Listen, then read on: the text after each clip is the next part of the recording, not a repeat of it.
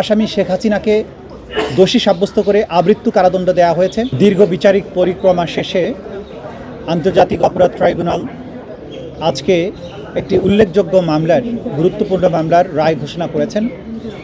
এই মামলাটি ছিল সাবেক প্রধানমন্ত্রী শেখ হাসিনা, সাবেক স্বরাষ্ট্রমন্ত্রী আসাদুজ্জামান খান কামাল এবং সাবেক পুলিশ প্রধান চৌধুরী আবদুল্লাহ আল মামুনের বিরুদ্ধে 2024 সালে জুলাই অভ্যুত্থানের সময় সংগঠিত বাংলাদেশে যে মানবতা বিরোধী অপরাধ, সেটার দায়ে তাদের বিরুদ্ধে মামলাটি দায়ের করা হয়েছিল। তাদের বিরুদ্ধে এই মামলার বিচার কার্য চলাকালীন সময়ে মোট 5টি অভিযোগ গঠন করা হয়েছিল।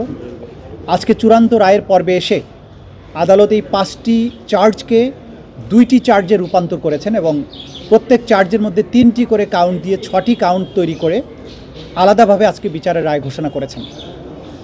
প্রথম চার্জে আসামি শেখ হাসিনাকে দোষী সাব্যস্ত করে আমৃত্যু কারাদণ্ড দেওয়া হয়েছে। দ্বিতীয় চার্জে আসামি শেখ হাসিনাকে দোষী সাব্যস্ত করে মানবতা বিরোধী অপরাধের দায়ে 2024 সালের জুলাই অভ্যুত্থান চলাকালে বাংলাদেশে ছাত্র জনতাকে লিথাল ওয়েপন, হেলিকপ্টার, ড্রোন ব্যবহারের মাধ্যমে নিষ্ঠুরতম পন্থায় 1400-র মতো ছাত্র জনতাকে হত্যা এবং 25,000-এর বেশি ছাত্র জনতাকে আহত করার দায়ে, মোর স্পেসিফিক্যালি আশুলিয়াতে 6 জনকে হত্যা করে পুড়িয়ে দেয়া, চানখারপুলে 6 জনকে হত্যা করার মাধ্যমে যে অপরাধ করেছেন সেটার দায়ে তাকে দোষী সাব্যস্ত করে মৃত্যুদণ্ড প্রদান করেছেন। অপর আসামি আসাদুজ্জামান খান কামালকে 2টো কাউন্টেই দোষী সাব্যস্ত করে তাকে মৃত্যুদণ্ড প্রদান করেছেন। আসামি চৌধুরী আবদুল্লাহ আল মামুন সাহেবকে সবগুলো কাউন্টেই দোষী সাব্যস্ত করা হলেও তিনি যেহেতু রাজসাক্ষী হিসেবে আদালতে টানা তৃতীয়বার অর্জন করেছে দেশের সেরা সুপার ব্র্যান্ড স্বীকৃতি বসুন্ধরা টিস্যু। মামলার ভেতরের সবচাইতে গুরুত্বপূর্ণ ইভেন্টগুলো সাক্ষী হিসাবে আদালতের সামনে তুলে ধরেছেন, আদালতকে সত্য উদ্ঘাটনে সাহায্য করেছেন। সেই জন্য তার ব্যাপারে আদালত লিনিয়েন্ট ভিউ নিয়ে তাকে 5 বছরের কারাদণ্ড দিয়েছেন, যদিও তাকে সকল কাউন্টেই দোষী সাব্যস্ত করা হয়েছে। আমরা আজকে প্রসিকিউশনের পক্ষ থেকে আমাদের অনুভূতি হচ্ছে অবিমিশ্র।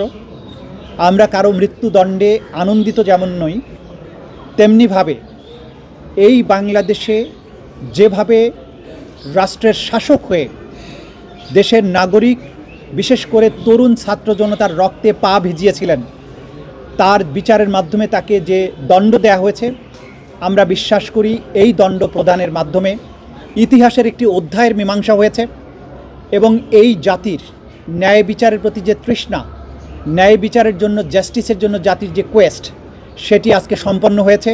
অপরাধীকে তার প্রাপ্য শাস্তি প্রদান করা হয়েছে।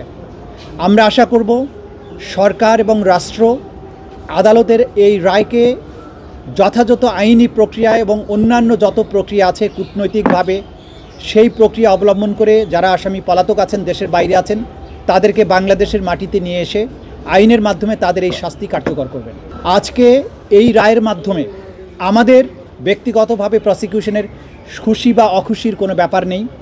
আমরা শুধু এটা বলবো যে শহীদ আসহাবুল ইয়ামিন, শহীদ আবু সাঈদ, মুগ্ধ, শহীদ আনাস, শহীদ সজল, শহীদ তানজিল ইসলাম সুজয়, যাদেরকে পুড়িয়ে দেওয়া ছিল, এখন পর্যন্ত তার পারিবারিক কবরস্থানে তার ফেরার সুযোগ হয়নি, আদালত থেকে আদেশ হয়েছে।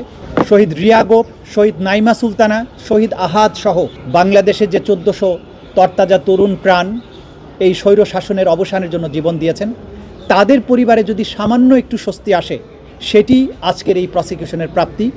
জাতির পক্ষে আমরা একটা বিচারিক প্রক্রিয়াকে সম্পন্ন করার মাধ্যমে এই জাতিকে বিচারহীনতার কলঙ্ক থেকে মুক্ত করার যে ক্ষুদ্র আমাদের প্রয়াস, সেইটা যদি সফল হয়, সেখানেই আমাদের সাফল্য।